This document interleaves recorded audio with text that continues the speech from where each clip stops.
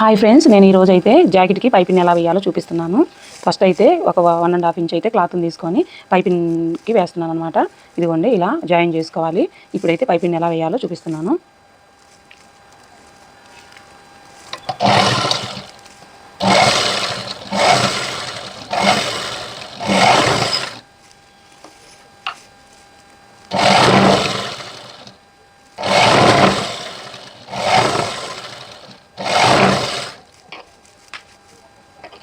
ఇలా కొంచెం ఖర్చుతోటి ఇలా తీసుకుంటూ స్ట్రైట్గా ఒక కుట్టును అయితే వేయాలన్నమాట.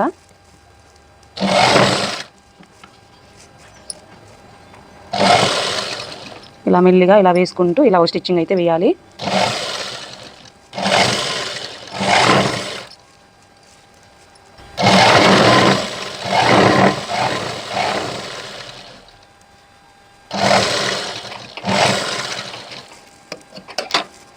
ఇలా కుట్టిన తర్వాత లాస్ట్కి ఇలా మడత పెట్టేయాలి. ఇలా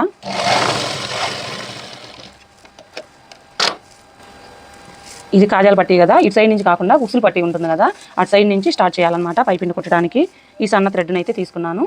ఈ సన్న థ్రెడ్ అయితే సరిపోతుంది. కొంతమంది సింగిల్ పాదం పెడతారు, అవసరం లేదు, డబుల్ పాదంతో అయినా వేసుకోవచ్చు అనమాట.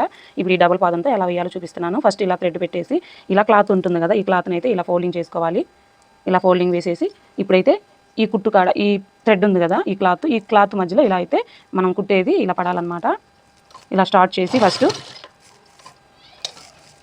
ఖర్చునైతే ఇప్పుడు లోపల ఖర్చు ఉంటుంది కదా, చూడండి దగ్గరగా ఇలా ఖర్చు ఉంటుంది కదా, ఈ ఖర్చునైతే లోపలికి మడవాలన్నమాట. ఈ థ్రెడ్ని అయితే ఇలా పెడుతున్నాను.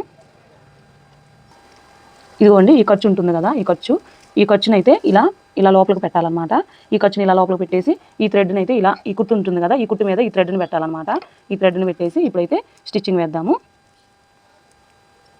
ఇలా పెట్టుకొని ఇప్పుడు ఈ క్లాత్ని పెట్టేసి ఇప్పుడు దీని మీద సన్నగా దీని మీద ఇట్లా ఈ కుట్టు మీద పడాలన్నమాట. కనిపిస్తుంది కదా ఇక్కడ, దీని మీదే మనమైతే ఒక కుట్టు వేసుకుందాము.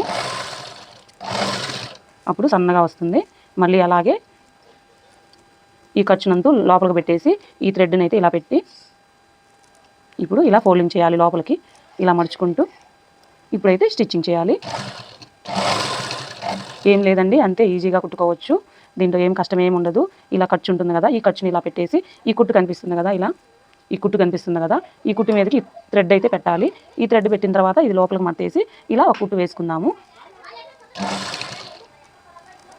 ఇలాగే పెట్టుకుంటూ స్టిచ్చింగ్ అయితే దీని మీద ఇలా వేయాలన్నమాట.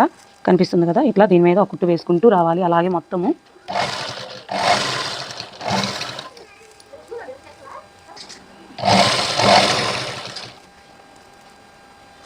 ఇలాగే సన్నగా కుట్టుకుంటూ ఖర్చునైతే లోపలికి పెట్టేసి థ్రెడ్ని పెట్టేసి ఇలా చిన్నగా ఈ కుట్టు దీని మీద పడేటట్టు, దీని మీదే పడాలి. ఇలా కుట్టు దీని మీద పడేటట్టు కుట్టుకుంటూ రావాలి. ఇదిగోండి, ఖర్చు కింద పెట్టాను చూడండి, గమనించండి. థ్రెడ్ అయితే ఇలా పెట్టేసి ఇలా పెట్టడమేనండి, అంతే ఈజీగా కుట్టుకోవచ్చు.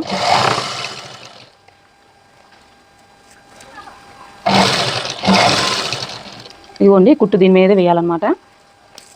ఇలా ఖర్చు లోపలికి మర్చుకుంటూ థ్రెడ్ పెట్టేసి ఇలా కుట్టు దీని మీద అయితే ఇలా అయితే వేయాలి. అప్పుడు నీట్గా ఉంటుంది, సన్నగా వస్తుంది.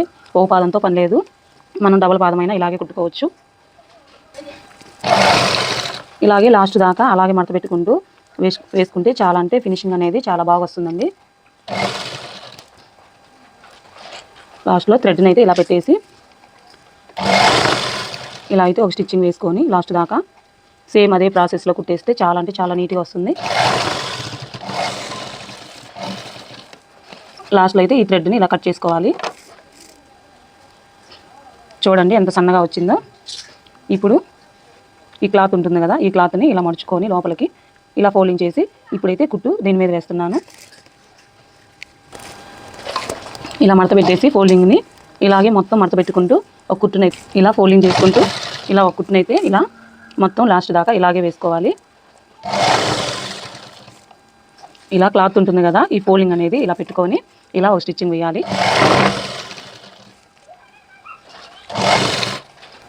ఇలాగే మొత్తం మడుచుకుంటూ ఇలా ఒక స్టిచ్చింగ్ అయితే స్ట్రైట్గా వేసుకోవాలి. లాస్ట్ దాకా ఇలా మడత వేస్తూ కుట్టాలి.